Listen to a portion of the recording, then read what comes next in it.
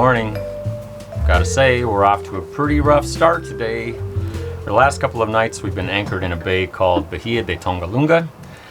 And last night it got pretty rolly right before the sun went down. So this morning we decided it was time to move and hopefully go someplace with a little less roll.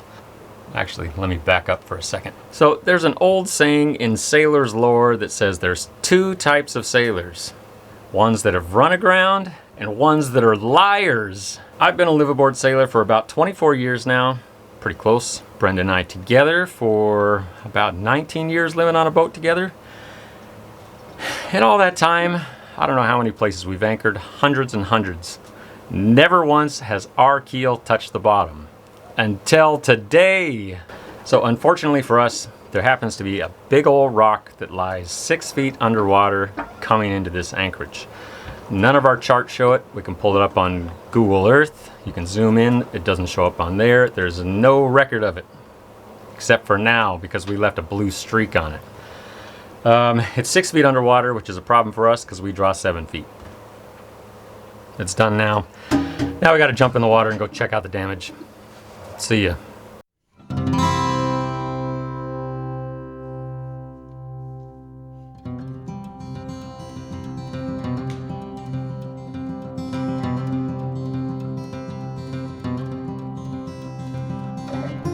In our last episode, we spent a couple of days at sea bashing our way across the dreaded Gulf of Tehuantepec. This time around, after making a short little hop from one bay to the next, we find ourselves on a rock, and then I have to eat away my sorrows because of it.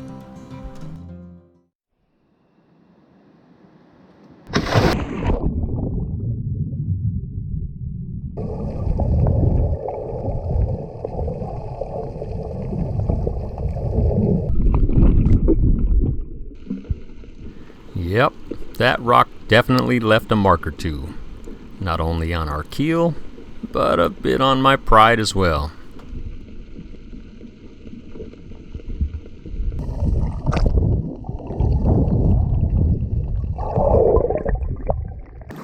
It doesn't look great. Doesn't look too bad, but it doesn't look great. This means you're gonna have to scrub barnacles more often. What? You're just gonna have to scrub more barnacles. Yeah. I think I did a little more than that. Well, but it's not the end of the world. No.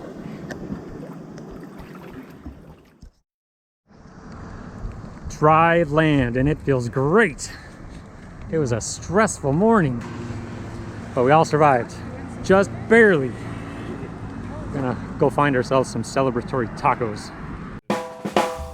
Huatulco is a small resort town founded in the 1980s as a way to promote tourism in southern Mexico. With a multitude of bays, pristine sandy beaches, and crystal clear, warm water, it's no wonder that a couple times a week, a big old cruise ship comes in to offload hordes of tourists. A lot of people coming off that cruise ship. And when the cruise ship's in port, this sleepy little town becomes a hive of activity. With more tourist trinket shops than you can shake a stick at, some pretty interesting architecture, and just lots of stuff to see, Huatulco, it's a pretty easy place to spend some time.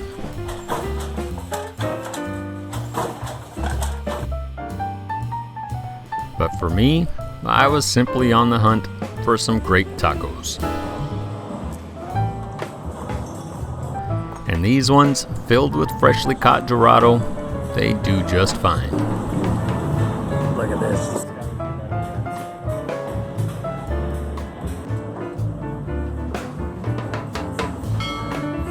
And after I'd had some of my favorite things, well, Brenda found some of hers as well. What do you got, Brenda? Coconut.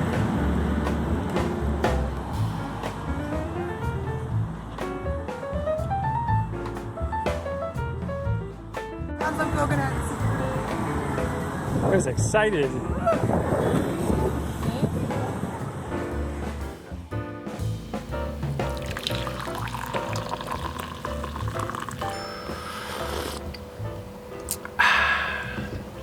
Good morning. Today, I think we should talk about navigation because we just hit a rock and it's driving me crazy. Yeah, let's talk about navigation.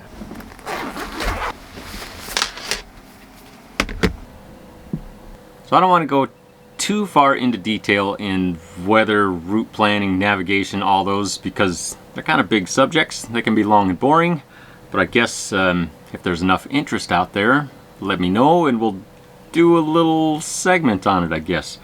But the big point I want to make has to do with navigation and accuracy of charts. And before we go any farther, I'm not putting the blame on anybody except myself for hitting a rock. I did it. So on this boat, we've got 4 different navigation options. Actually, no, 5, 6. We have 6 different navigation options. We've got PCs with both OpenCPN. We also have Coastal Explorer. We have 2 different chart plotters. We've got an app on our cell phones.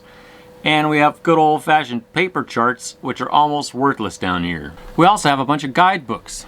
In Mexico, this has actually been our favorite for Pacific side of Mexico.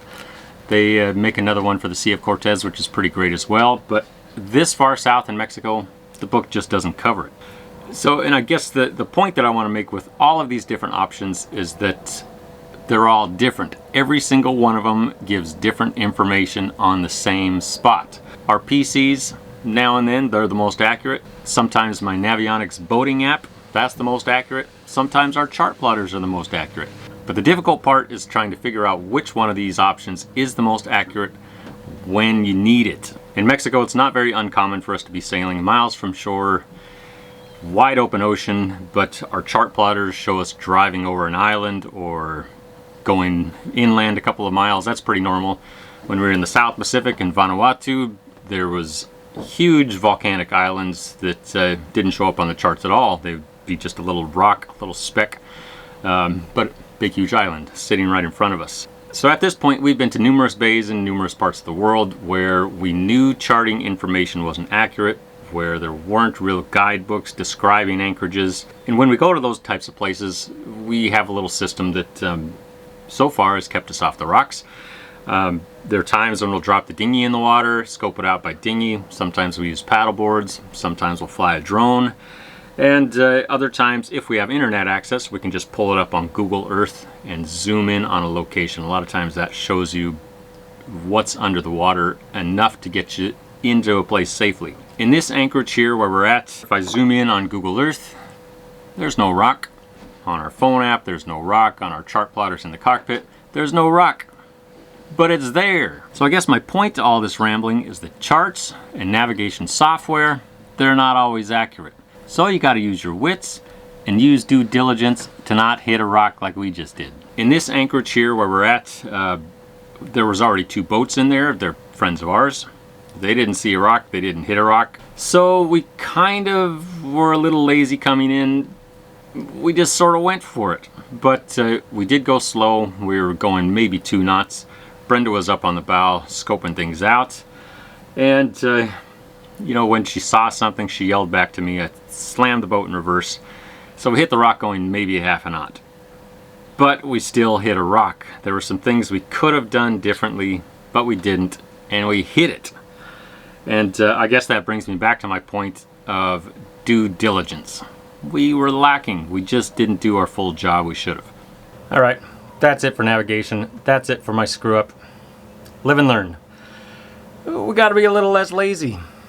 That's what it comes down to. But now I can tell you with 100% certainty, I'm not really a fan of this bay, even though it's pretty awesome. It's got our own little beach. The water's clear. What's not to love? But it's got a big rock right in the middle. So we're going to be here in Watoko really for just a couple more days. This is just going to be a quick stop for us. There's a bit of a weather window that's opening up, and we've got a long way to go north. Really, from where we are here in Watoko, what we'd like to do is get up to central Mexico, up to the Barra de Navidad region. It's not because we have to rush or have anywhere we have to be, but it's really a pretty nice place up there, especially this time of year. They've got some of the best tacos I've ever found anywhere, but more importantly, a bunch of our friends are going to be there. So we're gonna try to take this little weather window and make a big push north, which means we're here for just a couple of days. And since we are in town for only a quick couple of days more, we of course had to run a few errands.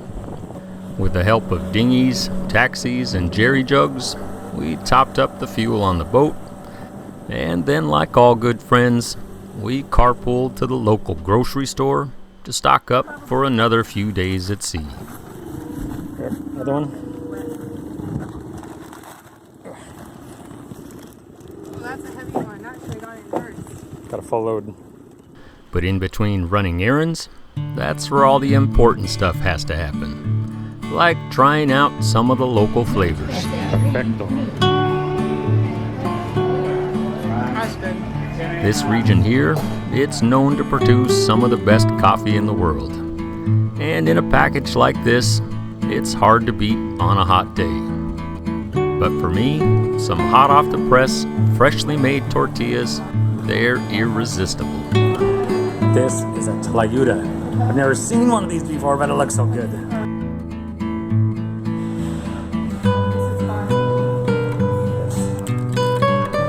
is like avocado. And even as good as Jason's tacos looked, well, these tlayudas, they were pretty hard to beat. And for breakfast, these newly discovered tlacoyos are now on my list of favorites. And they're made at this little hole in the wall with tender loving care. They cost about 50 cents, and they're pretty amazing.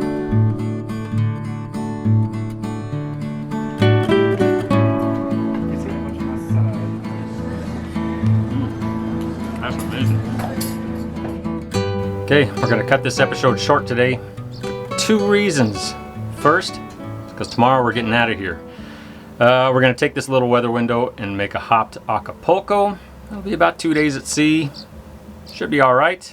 But other than that, I'm out of footage.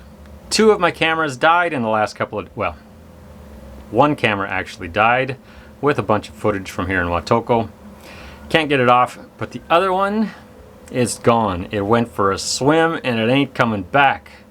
That's actually the camera that I've been using most while we've been here. All that footage now lives at the bottom of the ocean. So that's it. That's all you get from Watoko. But it is an amazing place. If you can, come see it. See ya. Don't hit any rocks. It's not very fun.